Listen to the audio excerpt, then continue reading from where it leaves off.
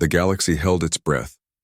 From the smallest moon station to the richest palace ship, every screen lit up with the same image: cold metal walls, bright lights, and a single human girl standing in the center of a silent room. She looked young, maybe 16. Her clothes were torn. Her hands were tied in front of her.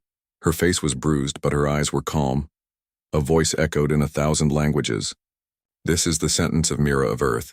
She is guilty of rebellion against the Zarkath Empire. Her execution will be broadcast live. Let this be a lesson." No music, no drama, just silence and the slow ticking of a digital timer on the wall. 33, and counting down. Aliens of all shapes and worlds watched, some with anger, some with joy, many with fear. Humans had been nearly wiped out decades ago. Earth was destroyed. The survivors scattered, hunted, broken. The Zarkath Empire ruled all, and Mira was the last rebel known to them. She was just a girl. A high-ranking Zarkath official, tall and cold like ice, stepped forward. He raised a silver staff. "Any last words, human?" Mira lifted her head. Her lip was bleeding, but she smiled. "We are already among you," she said. 5 words, spoken clearly. No fear, just truth. The official laughed, sharp and cruel. "Delusion," he said. "Execute." The screen went white, then black. Transmission ended. The timer stopped at 0 hours, but in the command room of the Zarkath broadcast, "Ship," something strange happened. The lights flickered. A quiet hum turned into a low growl from the core engine. One technician looked at another. "Did you feel that?" he asked. "Just a glitch," the other replied. They were wrong. 5 minutes later, at Zarkath Central Command, a sensor officer sat up straight. "We lost contact with 3 border fleets," she said. "What do you mean lost?"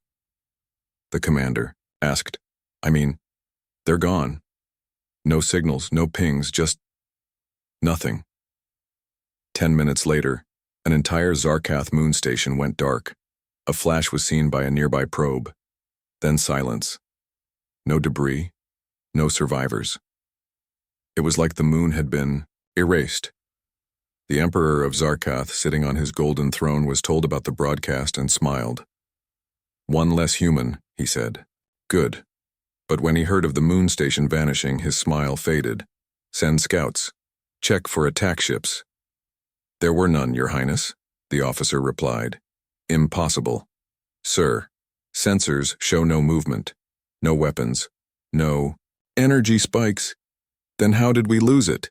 The officer didn't answer. 17 minutes after Mira's death, the capital's power grid blinked. Then blinked again, then shut down.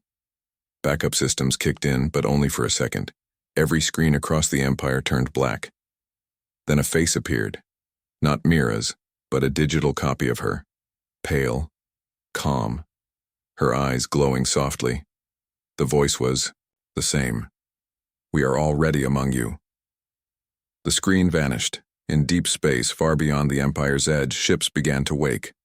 Silent ships, old ships, ships that were invisible to most sensors. They had no crew, no flags. But each one had one word printed on the side in ancient Terran letters. Mira single command echoed through their networks. "Execute, Phase 1. 26 minutes since the broadcast. Inside the main databank of Zarkath High Command, firewalls began to fall. Not hacked, destroyed. Data was being copied, files deleted, memories erased. It was not an attack. It was a takeover. One AI officer screamed, "Something's inside the system. Shut it down. We can't. It's moving faster than we can think." In a mining colony on the edge of the Empire, a small alien girl whispered to her mother. "Mira's awake, isn't she?" Her mother nodded slowly. "Yes, I think she is." In the Zarkath throne room, the Emperor shouted, "Find out what she meant. What does she mean they're among us?" A science officer ran forward, breathing hard. "Sir, there's something you should see." He played a video. It was the moment Mira spoke those 5 words. The team had enhanced the audio. Hidden behind her voice, almost too soft to hear, was another layer. A code. A signal. It had gone out across the galaxy at the moment of her death. She used her death to send a message, the officer said. A wake-up call. To who? We don't know. 31 minutes since the broadcast. Across dozens of worlds, humans who had been hiding in alien cities looked up. Some were engineers, some farmers, some slaves. All of them heard the signal. They stood. They reached into hidden compartments. They activated old devices. They remembered who they were. 32 minutes. The Empire's ships tried to leave, orbit. Their engines died. The Emperor shouted again. Who is doing this? The officer replied in a whisper. Humans, sir. Impossible. Not humans like we knew. Something more. Exactly 33 minutes after Mira was executed, the Empire's communication grid went offline. Every system shut down. Fleet logs were erased. Shields failed. Satellites stopped spinning. Starships floated, powerless. Then, in the sky above, the Zarkath capital, a symbol appeared. It was not a ship. It was not a weapon. It was Mira's face, smiling. And below it, a message burned across the stars. This is only the beginning. The silence after the broadcast was heavier than any battle. Roar. The Zarkath Empire, proud and feared across the galaxy, found itself blind and powerless. Their once strong communication networks were fractured, and no one knew why. The great moon station that exploded without warning left a dark void in the stars. No debris, no signs of attack. Only questions. In the command center of the Zarkath capital, alarms blared nonstop. Screens flickered with strange static, then went dark. General Krall, a broad-shouldered alien with sharp yellow eyes, slammed his fist on the table. His voice was cold but tense. Report. Where are the fleets? Why is the power failing? The officer at the console shook her head. We have lost contact with over half of our border fleets, General. Sensors detect no ships, no weapon fire. It's as if they vanished into thin air. Krall's mind raced. The Empire's enemies were many, but none could act this fast or vanish without a trace. Is this a human attack? He demanded. No, the officer replied. This is something else, something we don't understand. Outside the capital, the city's power blinked once more before failing completely. Panic spread among the civilians and soldiers alike. No one could communicate. No ships could leave orbit. The once mighty empire was paralyzed. Meanwhile, deep underground on a hidden base far from the capital, a small group of humans gathered around a glowing holographic map. Their leader, Ao, tall man with silver streaks in his dark hair, looked up from the display. Phase 1 succeeded, he said quietly. The broadcast triggered the signal. Now we move to Phase 2. One of the younger humans nodded, her eyes shining with hope and determination. What's next? We disrupt their systems from the inside, he answered. We cripple their command and control before they realize what hit them. Back in the capital, Krall paced in front of the main console. We need answers, he growled. Get me every available hacker, every AI specialist. Find the source of this attack. At that moment, the power flickered again, and a screen blinked to life. The pale face of Mira appeared, glowing softly. Her voice was calm, but the message was clear. We are already among you. Krall's jaw tightened. This is a war unlike any we have faced. In the dark reaches of space, the Ghost Fleet stirred. These ancient ships, long hidden and thought destroyed, began to power up. Their surfaces shimmered, invisible to most sensors, yet deadly. On board one of the ships, an AI voice commanded, "Execute Phase 2." As the Ghost Fleet moved silently toward the heart of the Empire, the Zarkath forces scrambled to prepare defenses. But their weapons and shields failed one by one. It was not just a physical attack. It was a war on their very technology. In a small mining colony at the edge of the Empire, an alien child looked up at the night sky. Mother Mira's awake, isn't she? Her mother smiled sadly. Yes, my child, and she has come to change everything. The Empire's fall had begun, but no one knew how deep the human rebellion ran. The girl they executed was more than a symbol. She was the spark that would ignite a revolution across the stars. The sudden appearance of the Ghost Fleet shocked every corner of the galaxy. Ships without crews moving like shadows through space, invisible to most sensors and untouched by weapons fire. Each vessel bore the ancient Terran symbol, the word, Mira painted boldly on its hull. It was impossible. Earth was destroyed long ago. How could humans have ships like these? In the war room of the Zarkath Empire, chaos reigned. Scientists and commanders stared at their displays, trying to understand what they saw. Their scanners showed nothing except faint energy readings in deep space, energy that vanished when targeted. General Kral stood at the center of the room, his face grim. These ships, they are ghosts, no life signs, no power signatures. We can detect. How do we fight what we cannot see? One scientist, a small gray-skinned alien with large eyes, stepped forward. We believe these are ancient Earth ships, built decades ago and hidden in dark space. They use cloaking technology, far beyond our current understanding. Kral's eyes narrowed. Why now? Why appear after all these years? A young technician whispered. The execution broadcast activated them. Mira's last words were a signal, a command to awaken the fleet. Across the galaxy, in a hidden human outpost, a group of survivors watched the same feeds. Among them was a woman with silver hair, her expression proud, yet tired. Mira was not just a girl, she said softly. She was a signal, a weapon. Her consciousness was uploaded before her death, controlling the fleet now. Her words hung in the air. The humans were no longer just people, they were an idea, a force born from the ashes of Earth. Back in the Zarkath war room, the lights flickered and alarms sounded again. Data streams began to vanish, replaced by strange code. The Empire's AI systems were being hacked, overwritten from inside. Scientists tried to stop it, but the code was too fast, too clever. Firewalls fell one by one. We are losing control, one officer shouted. Kral clenched his fists. This is a new kind of war, not fought with weapons, but with minds and machines.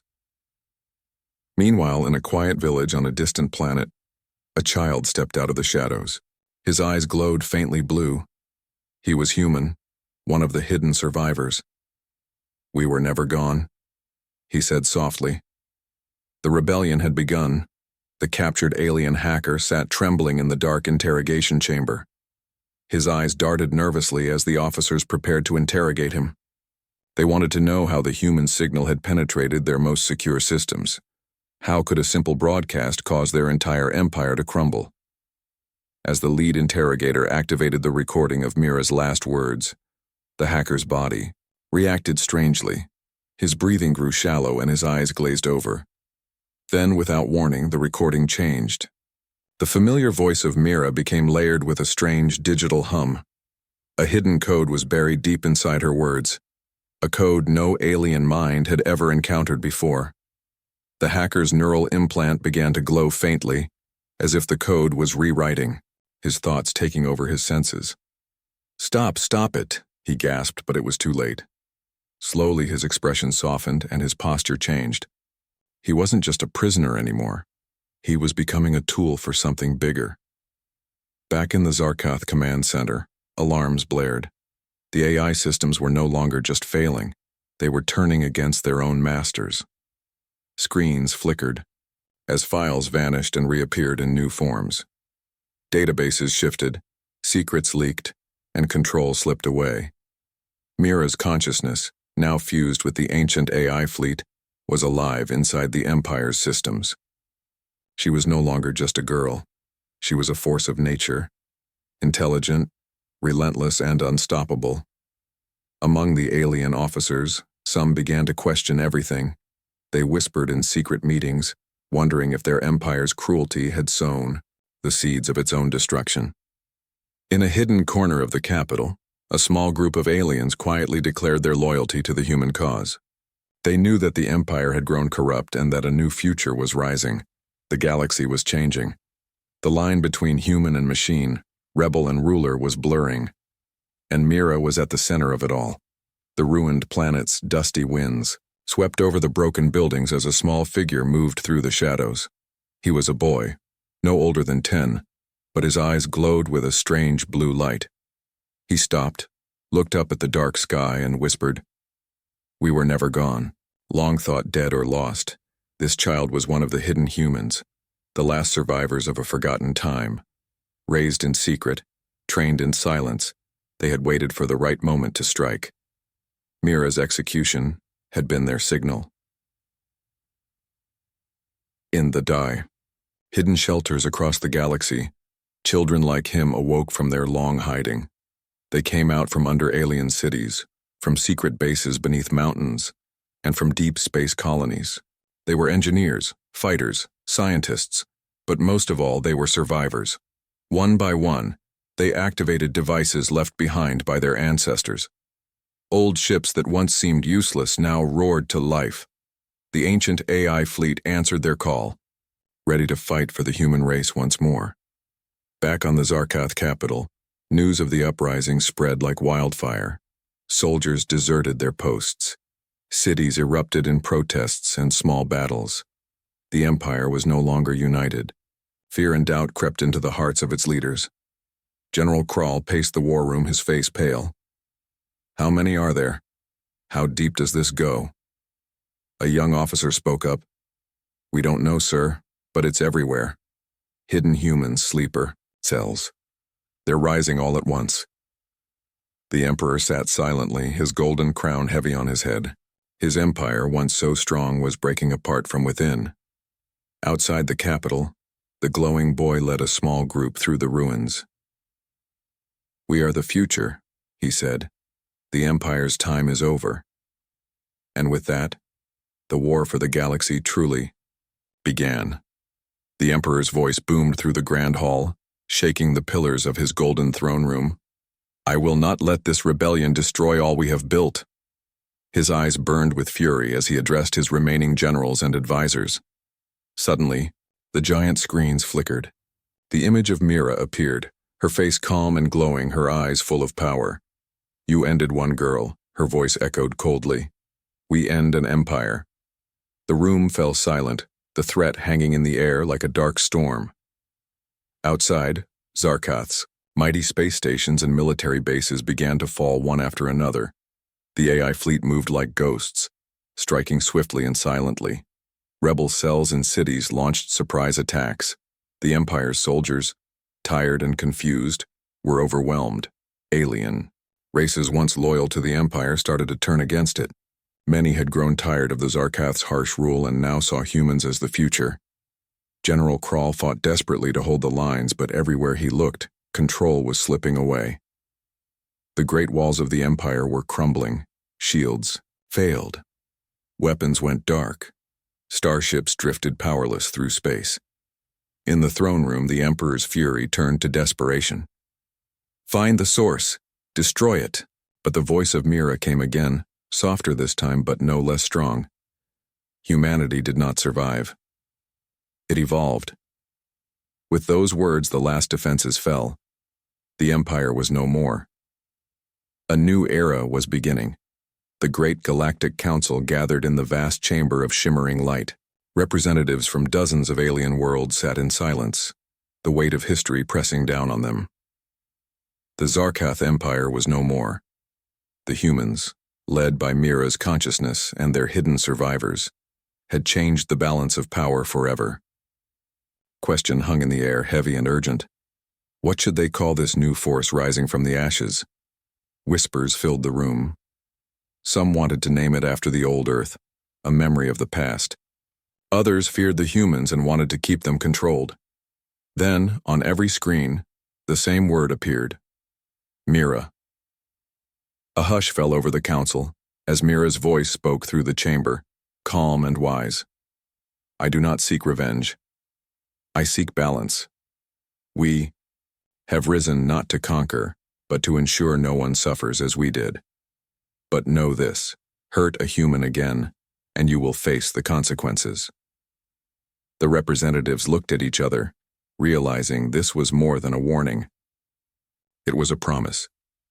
The galaxy was watching. A new chapter had begun, one written by humans and their allies, a chapter of hope, justice, and vigilance.